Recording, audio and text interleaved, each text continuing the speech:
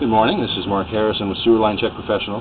I'm here at 315 South Beverly Glen Boulevard in Los Angeles, and I'm in the process of performing a video examination of the main sewer line here on the property. Now, the main sewer line is the portion of the waste drainage piping that is exterior to the structures. It lies underground and connects the building drain line systems to the public sewer. The building drain line systems then are the portions of the waste drainage piping that would be underneath or interior to the structure. Our examination today is not focused on the building drain line system, so if further evaluation is desired regarding the building drain line system, a licensed plumbing contractor should be contacted, or a specialty building drain line video examination can be set up through our office. So we do have multiple lines here on the property. We've got the main house that actually has two lines exiting, and then we do have a pool house area. I was able to find a couple of cleanouts here at the front planter areas for the main house, but nothing at the pool house area, so that would have required removing a toilet to look at that line. Our client has opted out of that for the time being. So I've begun my examination through a 4-inch cleanout that's over here on the right side, near the right side service entrance next to the garage. And I pushed through about 100 feet of piping here, and I've gotten just down to the curb face underneath the driveway apron, and I've encountered an obstruction here that I'm not able to punch the camera through. So definitely going to need to recommend a good thorough cleaning of the line, and that a follow-up examination will be needed to look at the rest of the system. But so what we're going to see today is basically all of the primary main sewer line with the exception of a couple of feet in the other access. And you'll see here very significant root intrusion covering up almost the entire inner area of the pipe. This is what we were trying to punch through, and we got part way through it, but finally encountered an obstruction we just couldn't get through. So right here is where looks like we're changing pipe materials from our original cast iron here through the yard. Looks like we're changing to a clay, but it's hard to make that out. So having these roots removed is really going to be able to allow us to tell us exactly what's happening here from the curb face out to the public sewer. As we pull back here, we're back into what appears to be an original cast iron piping. Now, these cast iron piping materials typically were expected to last somewhere in the 70 to 80 year range. The roots coming in there where the plastic meets the clay is kind of one of the first areas that these pipes are typically going to fail. And then as we pull back, we're seeing significant rust and scale buildup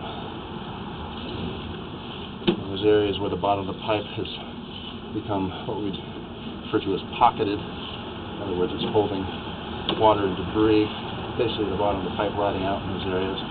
So while this cast iron pipe is basically draining, it's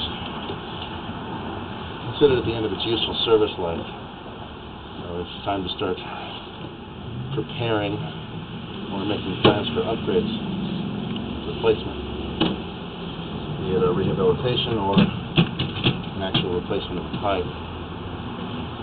And we're pulling back up under the driveway here towards the front planter area, to the left of the front actually, where we have our second clean out. And we're going to pull back almost all the way to that clean out before we come around the corner. So, like I said, there's only about 2 feet of pipe there that we didn't see, but it's safe to assume, or reasonable to speculate, that that short section is the same and it's very similar condition. So here's one of those areas that I was discussing that water is pocketed. The pipe is holding water at the bottom. Holding water and debris in a cast iron pipe is going to accelerate the deterioration of it. So while it's deteriorated to a point, it'll start to deteriorate faster now at this point in those areas. See, this line's in a little worse condition. You can see the ledges happening. A little water onto quickly rinse off my camera. You can see these little ledges along either side of the pipe. That's just another indication of a failing pipe.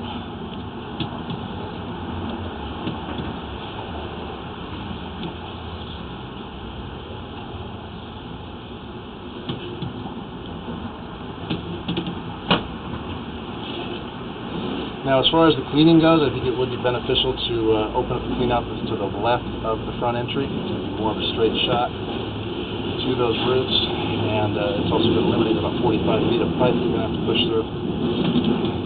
We need about 55 feet from the roots instead of 100 feet from the roots. That'll probably be more effective from that location. So here's the clean out that we used.